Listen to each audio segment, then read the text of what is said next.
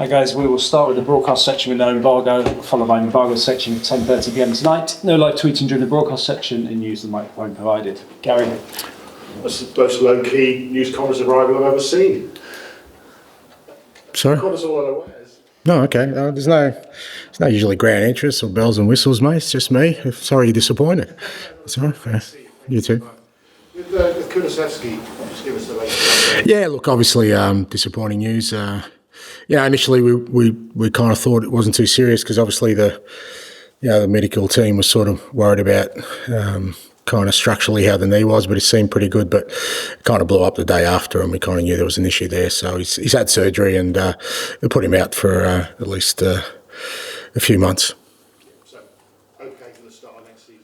We'll see, yeah. I mean, to be honest, I've only got sort of basic information at the moment in terms of recovery, but certainly put him out for a while. There's another injury in that specific part of the pitch. How's your luck? Look, I mean, it's just, I guess it's just reflective and consistent with everything else sort of happened this season. I've said a few times we just haven't had a smooth run at things. Every time we look like we're kind of getting to a place where we're looking in decent shape squad-wise or even sort of personnel-wise, invariably we've been hit. And obviously the last few weeks, again, it's just circumstance that it's happened probably in the one area of the park. Can I ask you about Lucas Bergvall? Because we thought that he was out the rest of the season, but there's some suggestion floating around that he might have made an incredibly fast recovery and might be available with some form or other. No, it's sort of still the same sort of time frame. It was never like a long-term one, but he's literally just got out of the boot and just sort of taking his first tentative steps on the grass, but unlikely to won't be available. So in terms of this balancing act, obviously massive game, we're not here to talk about now, next week. Mm-hmm.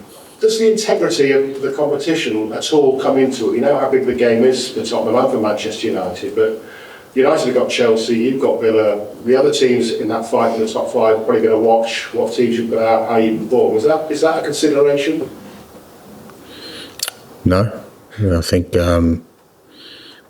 we're certainly going to go out there and try and win the game tomorrow and put out a team that hopefully gets that job done. I'm not sure about the integrity. I think,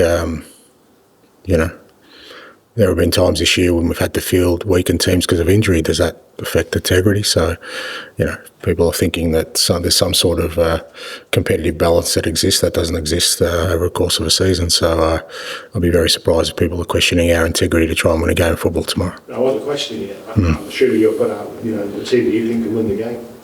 Yeah, I'll put the team out that I think will do its best to win a game of football, yeah. Charlie. Hi, Ange. Aston Villa obviously are guaranteed a spot in Europe next season. Of course, they're still pushing for a Champions League spot. I know you said after the game against Crystal Palace you weren't so happy with how some of the players who did come into the starting lineup performed. What do you want to see from the players who do play tomorrow night, from your point of view?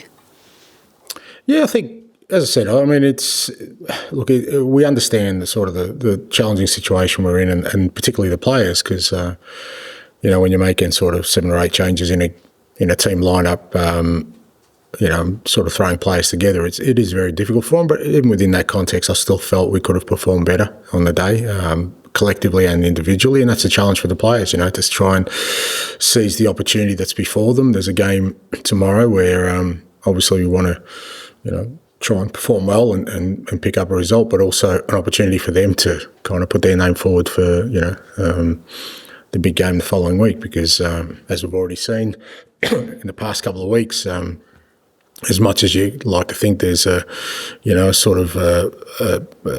ideal starting lineup, things happen and players will have to be ready for that. And tomorrow night's an opportunity for those guys to sort of put their hand up. With all of these spate of injuries, I mean, how has that affected the morale of the team? Because it seems like whenever you've done really well in Europa League, you lose a key player. And what has it done for yourself in terms of being able to plan ahead to the next game? Look, I guess because it's been a constant with us during the year, we've kind of become almost accustomed to it. And I think it would probably be a bigger issue if sort of we've had a smooth run all year and sort of got hit with injuries now, and we kind of had to deal with missing key players. But we've pretty much been without key players the whole season. There hasn't been a time where you kind of go, "Oh, we've had a 3 or 4 week spell with our strongest lineup fairly settled." So, yeah, the boys are sort of getting on with it. They're disappointed for the people involved. Obviously, Decky being the latest one, because he had a fantastic sort of first part of the year for us and was just working his way back into it. But at the same time, as I keep saying, to the group all along, you can't pick and choose when these opportunities come along. There could be other years where we don't have these disruptions and don't have injuries, but we don't get to a final. So the reality of it is now the opportunity's there, and whatever happens between now and then, we've got to make sure we're ready for it. I know you mentioned Dejan Kulusevski is out for this game and for the next couple of months. In terms of Heung Min, could he make the starting lineup tomorrow? Is he fit enough? Has he progressed enough? He'll definitely play tomorrow. Whether we start with him or not, we'll have a look at. But he definitely he reacted well to sort of playing the other day. There was no issues with his foot. He's trained well, and it makes sense for him to get more match minutes. Could be as a starter. If not, he'll definitely play at least half a game tomorrow. Hi there, Ange. Just away from the club, or momentarily anyway, I just wondered what you made of Josh Keeley and Jamie Donley and how they've done getting through to the playoff final. Yeah, I watched the game last night. It was a cracking game, and super pleased for both of them. When players go on loan, obviously the key for it is for them to get sort of match minutes and development. I think both of those guys have, but it's even better if they're sort of part of something that could be special for them in terms of success. I think that helps as well in terms of their own sort of self-belief and being part of something successful. So super pleased for them. It'll be a great occasion, and hopefully they get through. You see them both having a long-term future at time? Look, I think with all these things, they're for the sort of the off-season when guys come back. Right now, our focus is pretty much fairly on what's happening in the next 2 weeks. On your squad right now, there's one player obviously we haven't seen for a while. It's Timo Werner. I think it's 3 months since the last time he was in the He's injured, squad. mate. He's injured. He's got a hamstring injury, yeah. All right, that answers that. Yeah. Thank you. George, please.